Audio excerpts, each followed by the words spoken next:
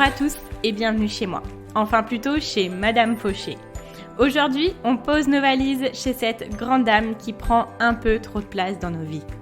Moi, c'est Laura, votre hôte sur ce podcast.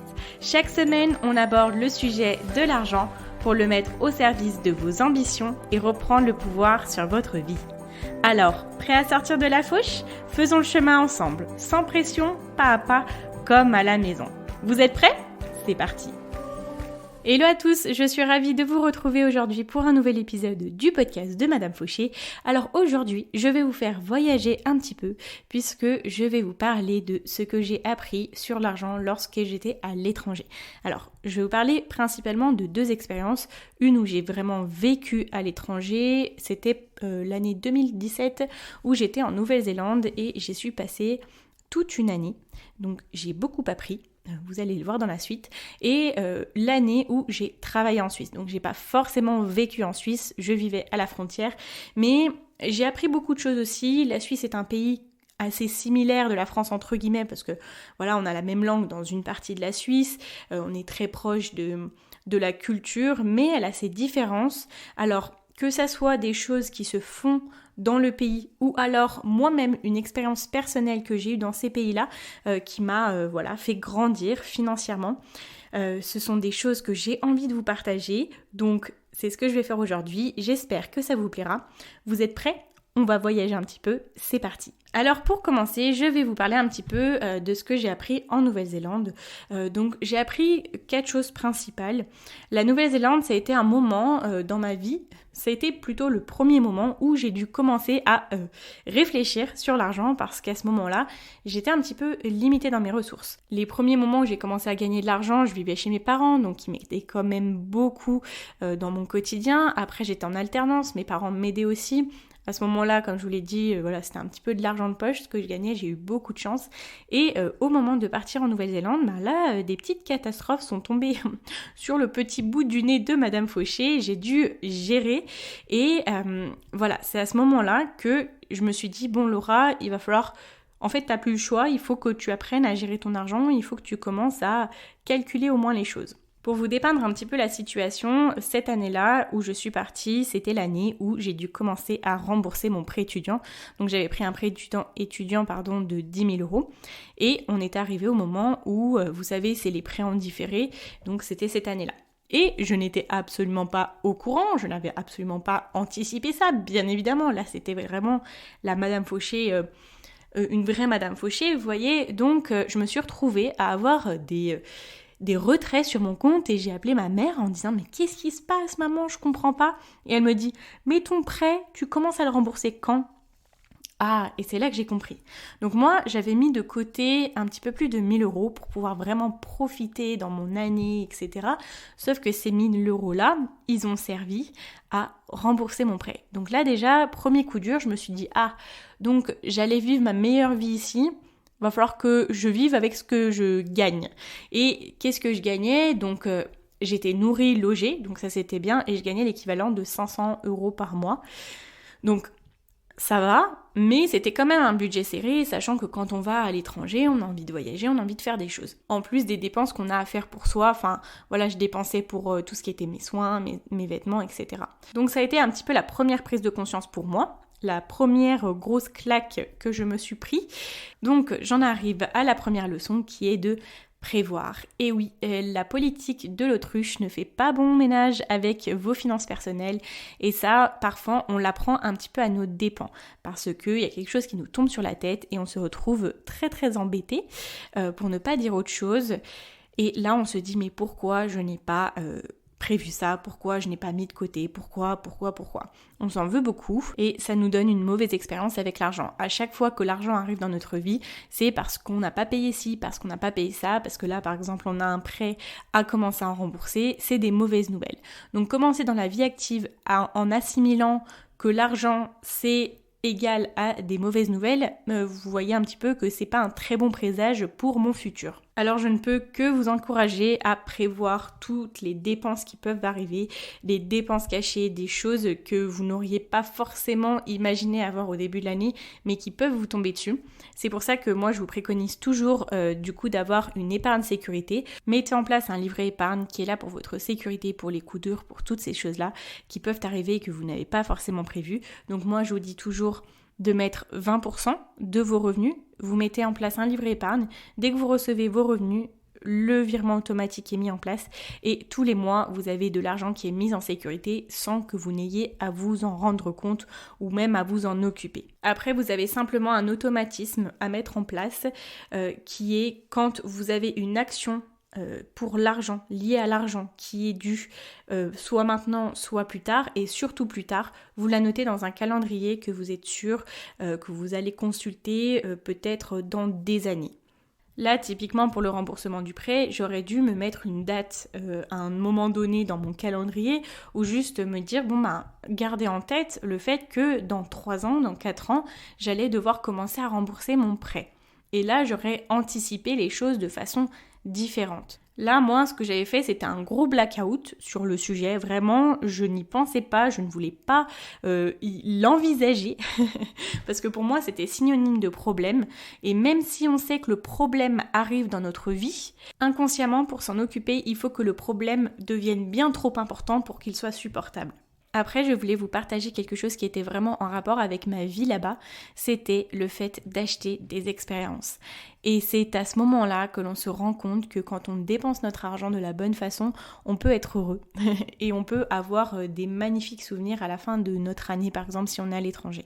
Là-bas, j'ai dû mettre des priorités parce que je n'avais pas un budget illimité, j'avais un budget assez restreint, donc je savais que mon objectif numéro 1 à ce moment-là, c'était de voyager, de découvrir des endroits, vivre des expériences, cocher ma checklist de mon année, vous voyez, et donc ma priorité numéro 1, c'était ça.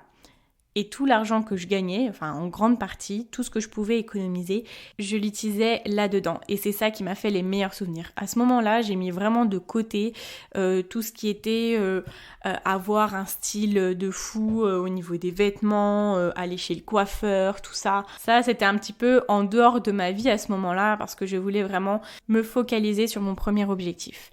Et quand on achète une expérience, à la fin, on se dit pas « Oh, ça m'a coûté tant ». À la fin, on se dit, j'ai vécu ça, j'ai fait ça, j'ai été avec telle personne, je me suis sentie comme ça. Et pourquoi je vous dis ça? C'est parce que parfois on va mettre un petit peu trop d'importance dans les choses matérielles que l'on va posséder. On va acheter des choses qui vont nous coûter cher et dès qu'on les reçoit, on n'a plus forcément d'intérêt ou on est content pendant 2 semaines et après on s'habitue à la présence de cette chose dans nos vies. Une expérience, vous la vivez une fois. Donc vous n'avez pas le temps de vous lasser et après vous avez des souvenirs incroyables. Je vous invite juste à faire l'exercice dans votre tête, à vous dire quelque chose qui vous a coûté, prenez une somme, par exemple 400-500 €. Quel objet matériel vous a coûté cette somme-là et quelle expérience vous a coûté cette somme-là? Je parle de toute expérience confondue. Quelle est votre passion, vous? Quelle expérience qui vous a passionné vous a coûté cette somme-là? Comparez la dose de bonheur que ces deux choses-là vous ont procuré. Bien souvent, ce que l'on a encore plus apprécié, c'est l'expérience. Actuellement, c'est un petit peu ça, moi personnellement, ce qui me manque dans ma vie, c'est de pouvoir faire des choses. Donc, économisons pour pouvoir se faire vraiment plaisir lorsque l'on aura l'autorisation de le faire et lorsque ça sera sûr pour tout le monde. Et c'est aussi un petit message pour vous dire, même si on a moins d'opportunités maintenant, essayons justement de ne pas compenser avec l'achat de choses, avec que ça soit, je sais pas, peu importe. Mais quand on voit par exemple le premier confinement, les personnes qui sont achetées des consoles, etc. Franchement, je dis rien, moi j'ai acheté une Nintendo Switch avant le 2e confinement, mais c'est parce que c'était mon anniversaire. Et il y a beaucoup de personnes qui ont acheté plein de choses, mais qui ont voulu les rendre ou qui tout simplement ne les utilisent plus parce que maintenant ils n'ont plus forcément le temps dans leur vie et que ils ne remplissent plus le vide qu'il y avait pendant le confinement. Donc voilà, petite conclusion de cette petite partie, essayez d'économiser pour acheter des expériences qui vous plaisent vraiment et tentez également, même si je sais que c'est compliqué, de ne pas compenser avec des achats matériels actuellement. Ensuite, troisième chose que j'ai appris à l'étranger, du coup en vivant en Nouvelle-Zélande, c'est que aux grands mots, les grands moyens. Alors, je vous ai sorti une petite expression, mais je m'explique un petit peu. Quand on est dans une situation radicale, on est prêt à faire des choix radicaux. J'ai plusieurs personnes qui me disent « j'arrive pas à y voir clair, j'arrive pas à réduire mes dépenses, j'arrive pas à faire ci, j'arrive pas à faire ça ». C'est parce que votre situation n'est pas assez compliquée pour que vous soyez dans l'incapacité de faire autrement que de faire des choix et que de gérer au mieux votre argent. Le jour où vous êtes vraiment à mal, vous allez devoir commencer à regarder vos dépenses, à regarder votre budget, comment est-ce que tout s'organise. Donc s'il vous plaît, n'attendez pas d'être vraiment au bord de la catastrophe pour vous pencher sur vos finances. C'est pareil, n'attendez pas d'être au bord du gouffre quand par exemple vous êtes entrepreneur et que vous travaillez beaucoup trop et que vous êtes rémunéré bien trop peu. Ou alors si vous êtes salarié et que vous n'arrivez pas à augmenter vos revenus vu le travail que vous faites et que vous trouvez ça trop injuste, dites-vous qu'à un moment donné, vous savez, c'est comme un élastique. L'élastique, on tire dessus, au bout d'un moment il va péter. Donc s'il vous plaît, n'attendez pas que l'élastique casse pour avoir à faire des choix dans votre budget ou à essayer d'augmenter vos revenus. Quand bien même si on attend jusqu'au bout, c'est à ce moment-là du coup que vous avez la force de tenter de mieux gérer vos finances, au moins de vous pencher dessus, parce que vous n'aurez plus le choix.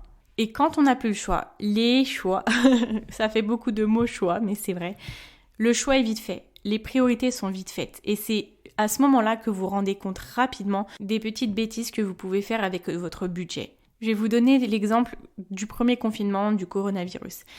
C'est à ce moment-là qu'on s'est rendu compte des choses essentielles. Moi, pour ma part, avec mes parents, on s'est dit, on va faire les courses que pour vraiment les choses essentielles. On vivra le reste après, on achètera le reste après. Là, le choix est très, très vite fait. En même pas une seconde, on sait ce qu'il nous faut et on sait ce qui est superflu. Petite conclusion de cette partie, c'est que c'est quand on arrive à un point de non-retour, malheureusement, que l'on fait les choix les plus faciles. C'est la survie qui est en jeu.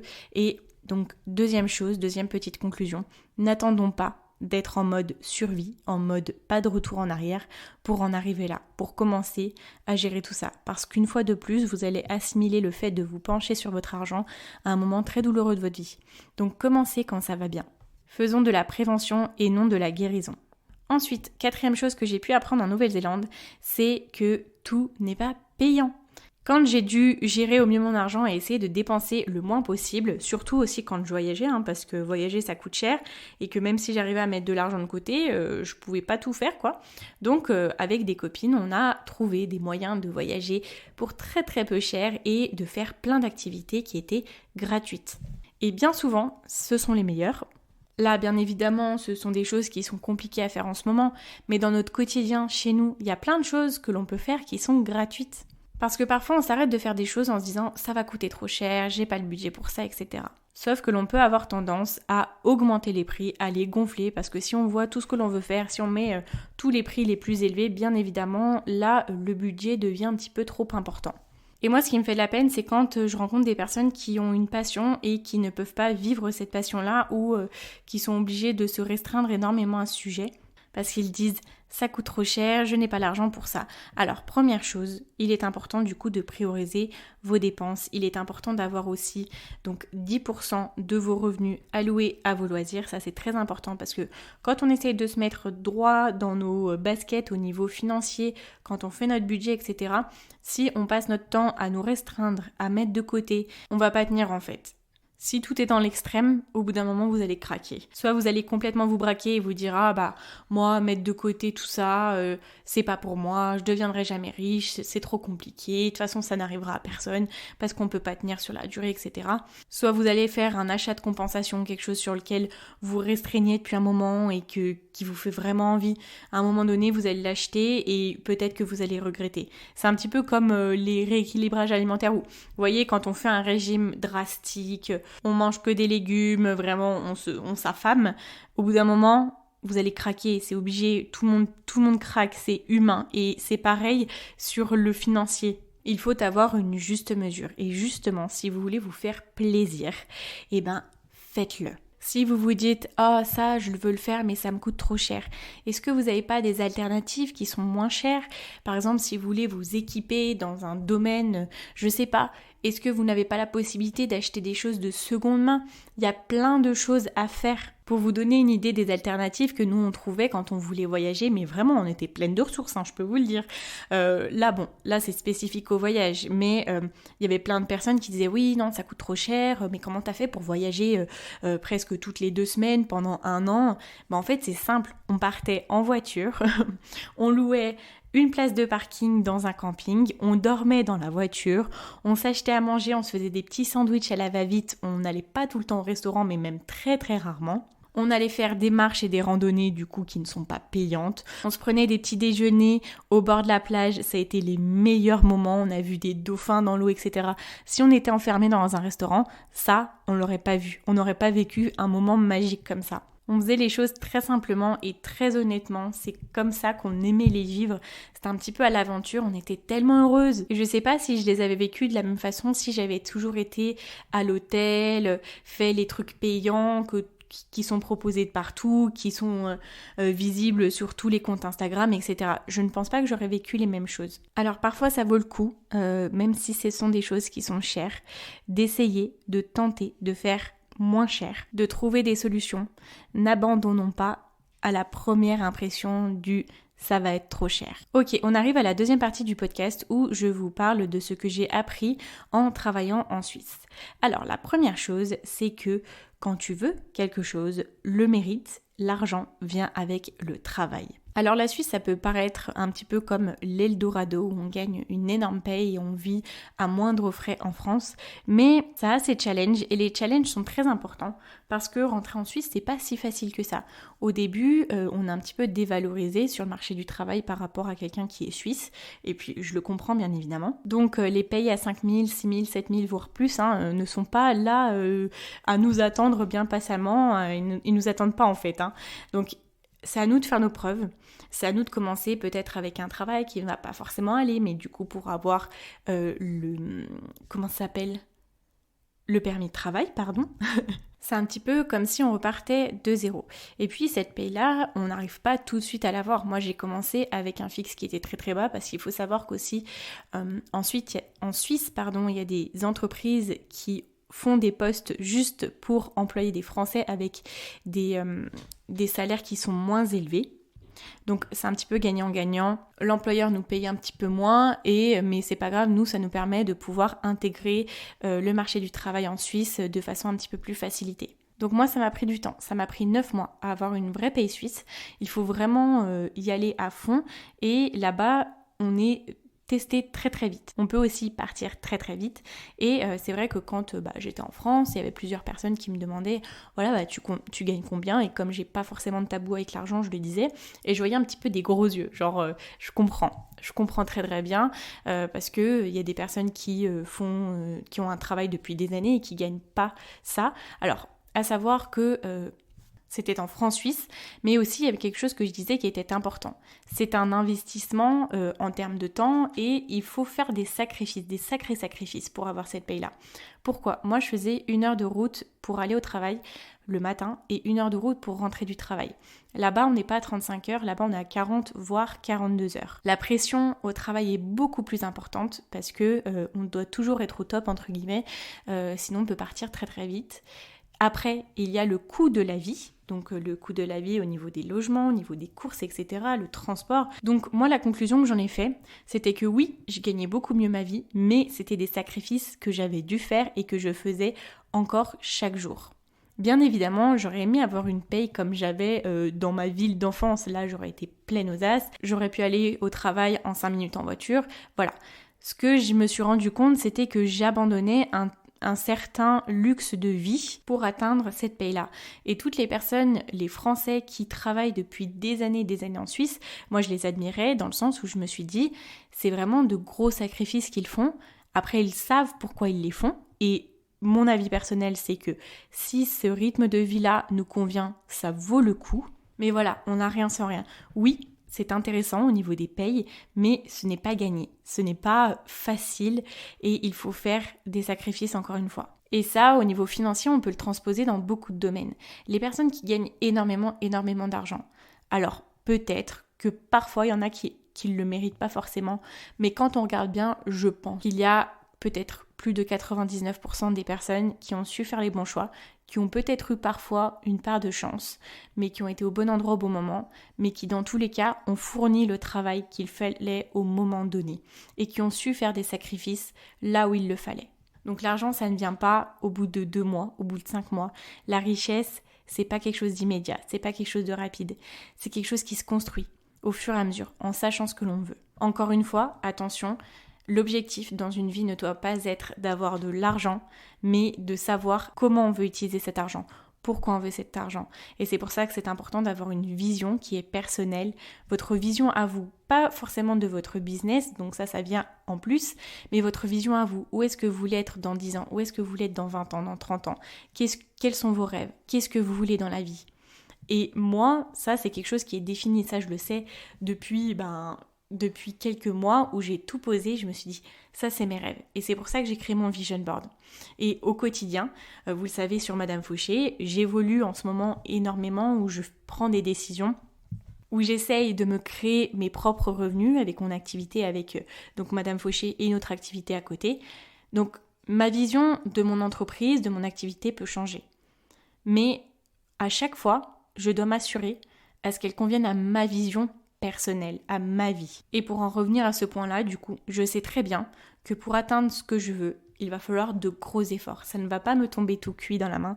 Et si je crois que tout est censé me tomber tout cuit, peut-être que dans 30 ans, je serai juste ultra malheureuse parce que je me dirais, pourquoi la vie m'a pas donné ça? C'est de la faute de un tel, c'est de la faute de un tel, c'est de la faute de un tel. Laura, si tu n'as pas mis en place les efforts qu'il fallait au quotidien, si tu n'as pas fait les sacrifices que tu avais besoin de faire, tu ne peux pas en vouloir aux autres de ne pas t'avoir apporté ce que tu cherchais. Je suis la seule personne qui est là et qui a la responsabilité de m'apporter mes rêves sur un grand plateau doré. Et je suis prête chaque jour à faire les sacrifices qu'il faut pour ça. Et donc, on en vient de façon assez logique à la deuxième chose qui est importante, c'est que tout vient avec le temps. Et oui, malheureusement, des sacrifices, c'est pas en une journée, si on les fait, qu'ils vont nous apporter de grands résultats. En fonction de nos grands rêves, il faut savoir être patient. Et la patience, c'est quelque chose qui m'a beaucoup manqué par le passé. C'est quelque chose qui me manque encore beaucoup. Mais aujourd'hui, ça va parce que, petite parenthèse, parce que je vois que la vie m'apporte sur mon chemin, ce qui me permet d'évoluer rapidement et de ne pas avoir à être trop patiente. Pourquoi je n'ai pas besoin d'être trop patiente actuellement? Parce que j'ai intégré aussi le fait que chaque palier, petit palier que je dépasse est une victoire. Par contre, par rapport à ma vision long terme, par rapport à mes grands objectifs, il faut que je sois patiente. Je suis au quotidien prête à faire les sacrifices, mais je sais que les sacrifices m'apporteront des bénéfices dans quelques mois, dans quelques années. Et voilà, c'est ça que j'ai appris en Suisse du coup, c'est que de la même façon qu'il faut être prêt à travailler de façon très intense, à faire des sacrifices, il faut être prêt qu'on veuille bien nous donner notre place, que les gens aient confiance en nous et que l'on soit digne de ce qu'ils attendent de nous. Troisième point, là, qui est un point qui m'a fait très très mal, justement, je l'ai un petit peu abordé dans la partie d'avant. Cette partie-là, c'est ce que j'ai appris à mes dépens pendant cette année-là en Suisse parce que j'y suis allée parce que je savais que je pouvais gagner de l'argent et parce que j'avais déjà quelqu'un qui était dans ma famille, qui était là-bas, je connaissais plusieurs personnes qui travaillaient là-bas et ça avait l'air d'être un bon plan. Moi je me suis dit je vais me faire de l'argent, ça va être trop cool. Sauf que j'ai commencé à être esclave de mon ambition d'avoir de l'argent et je courais simplement après l'argent et j'ai fini par me perdre là-dedans et j'ai fini par être esclave de ça. Donc ce que je veux vous dire, c'est de ne pas courir après l'argent. Tout à l'heure, je vous disais, il faut que vous vouliez gagner de l'argent, ça c'est très bien et je vous le souhaite à tous et à toutes, mais il faut savoir pourquoi vous voulez cet argent-là. Si vous cherchez que l'argent, vous allez finir comme moi, du coup, quand j'étais en Suisse, j'ai pris plus de 10 kilos, je mangeais très très mal, je faisais des crises d'hyperphagie chaque soir que je rentrais chez moi parce que mon quotidien était juste pas vivable, pas accordé avec ce que je voulais faire dans ma vie, avec la personne que j'étais, avec mes besoins. Et mon ambition de vouloir gagner 3, 4, 5, 6 000 euros par mois, enfin du coup en francs, m'a rendue malade, m'a rendue malheureuse, a fait que je n'étais pas sur mes rails, a fait que je n'étais pas à ma juste place. Et c'est au moment où j'étais licenciée du coup en mars 2020 où j'étais dans une entreprise où j'avais tout donné, vraiment je travaillais mais comme une malade, j'avais travaillé comme si c'était mon entreprise, j'avais fait tout ce que je pouvais et à ce moment-là j'ai été licenciée pour des raisons économiques et juste ce que je me suis dit c'est que en fait je m'étais mise là-dedans, tout ça parce qu'on m'avait donné un chiffre que je pourrais avoir à la fin du mois, donc que je commençais à avoir à la fin du mois, et que j'aurais peut-être dans quelques années à la fin du mois. Et je me suis dit, Laura, pour un chiffre, t'es prête à vivre une vie qui n'est pas à toi, il faut que tu revoies tes priorités. Vous voyez, des fois je suis un petit peu méchante avec moi, mais c'était un petit peu le moment où j'ai ouvert les yeux sur l'argent et sur le fait que l'argent n'est qu'un outil. Et il doit nous permettre à vivre nos rêves. Mais il doit en aucun cas être notre premier objectif. Gagner l'argent, ce n'est pas devenir heureux. Gagner beaucoup d'argent, c'est se donner la possibilité d'être encore plus la personne que l'on veut être. Alors pour vous résumer les leçons que j'ai apprises pendant que je vivais ou que je travaillais à l'étranger, la première chose, c'est que prévoir est important dans notre situation financière. Si on ne veut pas se retrouver dans la panade, il faut quand même noter dans notre calendrier les deadlines. Et si vous êtes ce genre de personne à regarder votre compte une fois à la fin du mois, quand vous dites « Oh, peut-être qu'il me reste plus grand-chose, peut-être que j'ai abusé » et que ça fait 15 jours que vous n'osez pas aller voir quels sont les dégâts, là, c'est le moment de vraiment commencer à prévoir, planifier votre budget, regarder quelles sont vos dépenses, passez un moment dessus et vous allez voir que déjà vous allez passer un beau moment. Et quand vous aurez terminé de tout gérer, excusez-moi, petit mail, et quand vous aurez terminé de tout gérer, vous allez juste ressentir qu'un poids de vos épaules se sera enlevé. Ensuite, deuxième chose, c'est le fait de valoriser les dépenses pour vivre des expériences et non les dépenses matérielles. Quand on regarde à la fin de notre journée, on a besoin de peu de choses matérielles, on a besoin de vivre de bons moments. Bien évidemment, je sais qu'actuellement c'est compliqué, mais justement, essayons d'économiser pour garder cet argent-là, pour vivre de belles choses et de ne pas compenser pour remplir le vide que l'on a actuellement dans nos vies. Troisième chose, je l'avais nommé au grand mot les grands moyens. Alors c'était simplement pour vous dire que première chose, il ne faut pas attendre d'être en situation chaotique pour se plonger sur nos comptes, mais que bien souvent c'est dans des moments comme ça que l'on sait faire la part des choses, prioriser très facilement, très rapidement. Les choix sont très vite faits, donc n'attendons pas d'être dans cette situation-là pour avoir à faire des choix faciles. Ensuite, je vous invite à venir privilégier ou à essayer de renforcer ce qui est gratuit ou ce qui est peu cher dans vos expériences, dans votre quotidien, dans tout ce que vous faites dans votre vie. Il y a souvent des alternatives qui sont moins chères. Alors attention, je ne dis pas de toujours aller chercher le centime près, je vous dis pas de par exemple lésiner sur les investissements sur vous, etc. Mais il y a quand même des options. Dans quel que soit le domaine que vous recherchez, il y a quand même des choses qui vous permettent de dépenser moins et qui justement feraient en sorte que vous puissiez accéder à ce service ou à ce produit-là. Ok, maintenant on arrive sur le résumé de la partie où j'ai travaillé en Suisse et j'ai appris des choses sur l'argent. C'est que quand on veut quelque chose, quand on veut gagner beaucoup, il faut faire des sacrifices. Ensuite, je vous ai parlé du fait que tout était possible avec le temps. Il faut savoir faire des sacrifices et il faut savoir aussi être patient pour que nos efforts puissent mener à ce que l'on cherche. Il faut attendre et ça c'est compliqué, je vous l'accorde, mais tout arrive à qui sait attendre. Et dernière chose, je vous le répète très très souvent, vous le retrouvez dans de nombreux podcasts, ne courons pas après l'argent. L'argent n'est qu'un outil, il vous permet seulement d'atteindre vos réels objectifs. Voilà, bah écoutez, j'ai été ravie de discuter avec vous de ça aujourd'hui. C'est vrai que c'était des petites choses qui font partie de ma vie, que j'ai appris au fur et à mesure de mes expériences. Voilà, même si je n'ai que 26 ans, j'ai quelques expériences dans ma vie, mais j'ai appris des choses sur l'argent et je ne serais pas là à discuter avec vous sur le podcast qui s'appelle Madame Fauché si je n'avais pas appris de mes erreurs, si je n'avais pas fait de grosses erreurs et si je n'étais pas aujourd'hui pleinement satisfaite de mon argent, de mes finances, de ma gestion. Je sais que j'ai encore beaucoup de choses à apprendre, j'ai encore beaucoup de choses à vivre, à expériencer, mais je suis juste très reconnaissante à moi-même. Oui, je vais le dire, je suis reconnaissante envers moi-même d'avoir vécu ces choses-là, d'avoir fait ces erreurs et surtout d'en avoir appris des choses et d'essayer de ne plus les reproduire. J'espère que cet épisode vous a plu, je serais ravie ravie du coup de savoir si vous de votre côté vous avez eu les mêmes aha moments comme ils disent en anglais, ces moments-là où vous êtes rendu compte de choses sur l'argent et peut-être que c'était en voyage, peut-être que c'était dans votre vie quotidienne, dans la vie de tous les jours. Donc si vous voulez m'en faire part, je serais ravie de parler avec vous à ces sujets-là. Donc sur mon Instagram, vous pouvez venir me parler en message privé, je réponds à tous les commentaires. Donc c'est Madame Fauché, le même nom que le podcast, vous trouverez ça dans la description. Si cet épisode vous a plu, je vous invite à venir mettre une note de 5 étoiles ou un commentaire sur Apple Podcast. Ça m'aidera beaucoup à gagner en visibilité et à pourquoi pas aider plus de monde. Sinon, vous pouvez venir vous abonner sur la plateforme de votre choix. Merci à vous d'avoir été là, je suis ravie d'avoir parlé avec vous de ce sujet aujourd'hui. Je vous dis à très vite dans un nouvel épisode du podcast de Madame Fauché et en attendant, n'oubliez pas que vos ambitions n'attendent pas. Ciao ciao.